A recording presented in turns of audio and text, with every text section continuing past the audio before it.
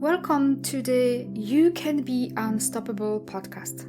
My name is Ewelina Szczeblewska, your host and certified hypnotherapist. In this podcast, I will share with you how to tap into the power of your subconscious mind. I intend to share with you how learning how to use the power of your subconscious mind can help you to create a successful and abundant life with ease, how to connect with yourself while fostering a healthy relationship with your body and mind. Tapping into the power of the subconscious mind will help you to learn how to manage your emotions, become more resilient and present in all of your relationships. Self-love and self-worth are the keys to the kingdom of success and abundance, to happy and healthy life on your terms. Hey, welcome to another episode of You Can Be Unstoppable. Today I wanted to talk about what is the problem. Because so many people come to me thinking that they know what the problem is. And let me tell you, it rarely is. We all have something that we want to change. We all have something that we want to work on or something that doesn't work. I don't care where you are in your life, personally, financially, emotionally, there's always something that can change, be improved, or work better. And perhaps that is your body. Perhaps it hurts, it twists and limps and ages, you can't see, you can't hear, you are overweight, you are too thin, you are struggling with an adrenal fatigue, with stress, and your body is really not coping. There's always something. Perhaps it's your relationship, they don't work. And whether that is a relationship with yourself or with other people. You may be absent with yourself, or your partner may be absent towards you. Maybe the partner is demanding and doesn't support you. Perhaps you don't support yourself. Maybe you are in an unloving relationship. Maybe you feel like you are walked all over. So, whatever that is for you, perhaps it's your finances. Maybe they don't work and you work from a place of not enough. And even if you're making multiple six figures, there are people out there that, regardless of how much they make, they still work from the place of not enough. Maybe the money go out faster than they come in. Maybe you feel like it's just a struggle. It's difficult to attract money. Maybe they just slipped through your finger. Or perhaps just your life doesn't work and you can't seem to please anyone, or you please everyone else around it and it leaves you frustrated. Maybe you don't know what you want. Maybe you feel like you are not good enough. You don't have enough time. Maybe you feel like no one cares for you. You procrastinate. Maybe perhaps nothing ever works out for you. Maybe you feel like whatever you do, it's never right. Or any variation of anything here. So when people come to me, they come with a presenting issue, with a presenting problem that it causes them some level of frustration and need to change, and perhaps they've done something about this, but for the most part they've tried and they don't know what else they can do. And they think they know what the problem is, but like I said, it rarely is. So as we start working together, I watch the expressions on their faces, I listen to the words they're saying, because they really reveal to me what is really going on, not what they think is going on. Because what they say and how they say it It tells me what is hiding and is elusive to their awareness. Because our thoughts and words indicate our inner subconscious identity, that self image, who we really are. So, one of the exercise I ask my clients to do, and I highly encourage you to do as well, is to write 5 things you think that you should do. And when you finish writing those 5 sentences, and you can pause the audio to do that. And when you finish, I want you to finish those 5 sentences with because. And maybe you wrote, I should work more because I have to be perfect. Maybe your because is I'm afraid. Maybe you wrote, I should go on a diet because I'm too fat. I should lose some weight because I'm too whatever you want to put here. I'm too worthless. I'm not enough. Whatever your because is. So finish your 5 sentences with because.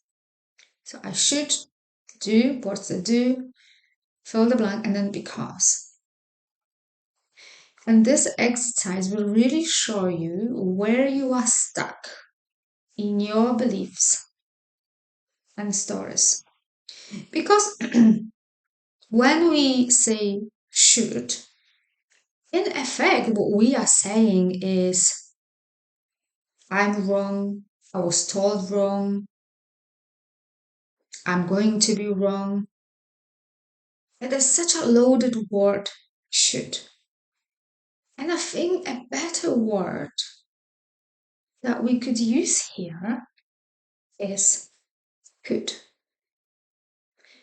So now reread or rewrite your sentences with if I really wanted to, I could.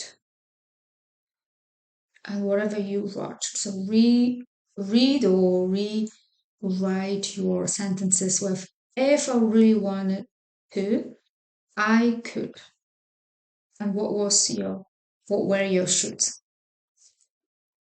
And when you really think about it, when you really feel this, just changing the word from should to could puts a whole new meaning. And when you do that, now you can ask yourself, why haven't you? So let's say if I really wanted to, I could leave my well paid job and start this business that I keep talking about it and I keep dreaming about it. And then ask yourself, why haven't you? And perhaps the answer is I'm afraid.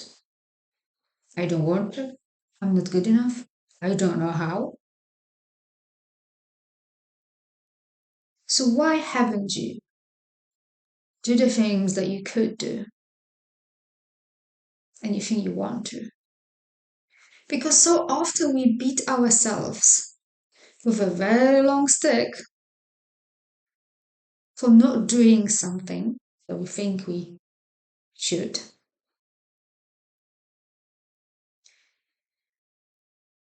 Even if that initial idea or thing that we think we should be doing, it wasn't even our idea to start with. And what I mean by this, so many people are in careers or pursue careers even if they don't really want to, they even hate or it's zapping the energy out of them because the parents told them they should. And you can see this often with careers like in teaching or police, nurses, lawyers, doctors. Their children become or go into the same profession because the parents are there and they were always told you should be doing this. Or I remember as a child, I was always told, or you should go to those professions because they pay well and you're going to be respected and blah blah blah. Kind of taking out of equation what I really wanted to do or what really feels aligned to me, what I am called to do. Like that never was taken under account. And if you really think about it, life is simple because what we put out, what we give out, how we treat people, how we think and feel gets back to us. So I want you to think about this. When we are very little children, we learn, we are being modeled how to think and feel, how to think and feel about ourselves, how to think and feel about life. And all of this forms our beliefs and stories that we have. And then we carry this into adulthood and we recreate those beliefs and the things we've learned to feel and think as experiences. We recreate those based upon what we were modeled as children. So everything starts from you, from the self. And whatever your perceived problem is, or you think it is, it really boils down to you and me and everyone else there. I'm as guilty as anyone else, not loving ourselves. So let me explain. Some of the ways that we don't love ourselves and we don't really think that is what it is we criticize ourselves endlessly. Because if you think about it, if you've got a little child in front of you, your little daughter or a niece or a nephew, and if they've done something wrong or they haven't quite learned something yet and they maybe made a mistake, you wouldn't go out and criticize them and belittle them. You would encourage them to try again and you would say, that's okay. But we are doing this to ourselves. We mistreat our bodies with food, alcohol, and drugs. Because think about it, if you truly loved yourself, would you abuse yourself with some of the food that you eat or the amount of alcohol that you drink? You choose, or we choose as a collective, to believe we are unlovable. We are afraid to charge a decent price for our services. We create illnesses and pain in our bodies. We procrastinate on the very things that would benefit us. We live in chaos and disorder. We attract and tolerate lovers who belittle us.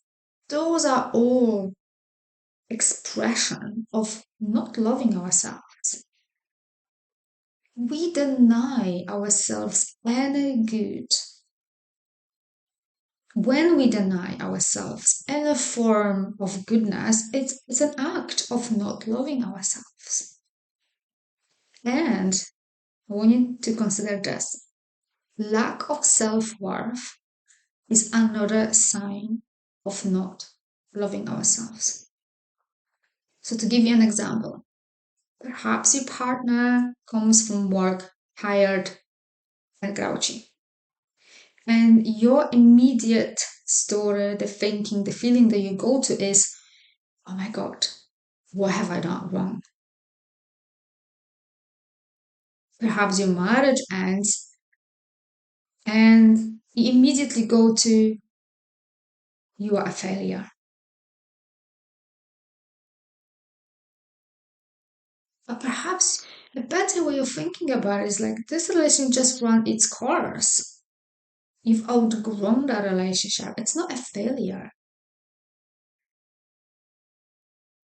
You've just learned what you need to learn from each other. Because it's the meaning and interpretation of stories that we tell ourselves that makes all the difference. Perhaps you are afraid of intimacy. So you're not allowing anyone to get close. And you engage in casual, anonymous sex because it feels like you safer, but actually that further undermines that self worth. Or you're struggling to make any decisions because you are sure that it will be wrong, because you're using past experiences as a justification. So ask yourself, how do you express your lack of self worth? Because let me tell you, I haven't seen tiny baby out there. I am yet to see one who's not loving towards itself. All the babies love themselves. They love the bodies, the wrinkles, the fat. They're gonna cry as long as they need to get your attention, to get the love and affection they need and crave and want. But then what happens is, as we grow, we start to listen to all the adults around us, the parents, the grandparents, and uncles, and anyone that speaks to us, and anything that we hear, who learned how to be fearful, who learned how to work from the place of lack and not enough. And we start to deny our own magnificence. We start to deny that we are enough as we are. So I invite you to do another exercise. I want you to stand in front of the mirror, look yourself deeply in your eye, take a moment, take a breath in, put a hand on your heart, look yourself in the eye and say, I love and accept myself exactly as I am. Have you done it? Have you cringed? Did it feel uncomfortable? I was a breeze. Because so many people struggle with this. And if you struggled with this, then unfortunately, most likely, you really struggle with loving yourself. Because what most people do, the first thing when they look in the mirror in the morning, they're not saying, Good morning, gorgeous, how are you today? They look in the mirror and say, Oh my God, you look terrible today. Oh my God, look at those wrinkles. Oh my God, look at this tired face. We belittle ourselves. So as you see the problem you think that you have, whether that is procrastination in the form of self-sabotage, people pleasing, not looking after your body, is really not the real problem. The real problem is not loving yourself, feeling like you're not good enough. So when we criticize ourselves, most likely there is some form of feeling not good enough. If we are insecure, there is a form of not enough. If you're struggling with weight, usually is linked to fear and the need to be protected. And I can't tell you that this is exactly your problem because we are all very different and it really depends what kind of meaning and interpretations our mind attached to events and situations, things that were modeled to us and things that we've experienced. So it's all very unique to you. So I can't tell you for sure that that is you. That is generally the pattern. So I highly encourage you to look within because the problem you think you have is not the real problem. And if you think, hell yeah, I want to tackle this and really finish the 2023 because oh my god, we're like at the end of April on a high note and finally solve the presenting issue that you have, whether that is with yourself, with your partner, with the business, with your career, whatever that is for you, just get in touch. Because looking within can really shift and transform you in ways that you can't even think possible right now. So if you want to book a consultation, there will be a link in the description of the podcast, and I will see you next week. Thank you for listening. If you found value in this podcast, I would like to ask you to leave a positive review explaining how this episode helped you to improve your life. I ask you to do this because this will help other people to improve their lives as well. Share and spread the love all around you. Raise your vibrations to improve your life. If you would like more transformational content like this, connect with me on Instagram. You can find a link in the description of this podcast, and I'll see you over in the next episode.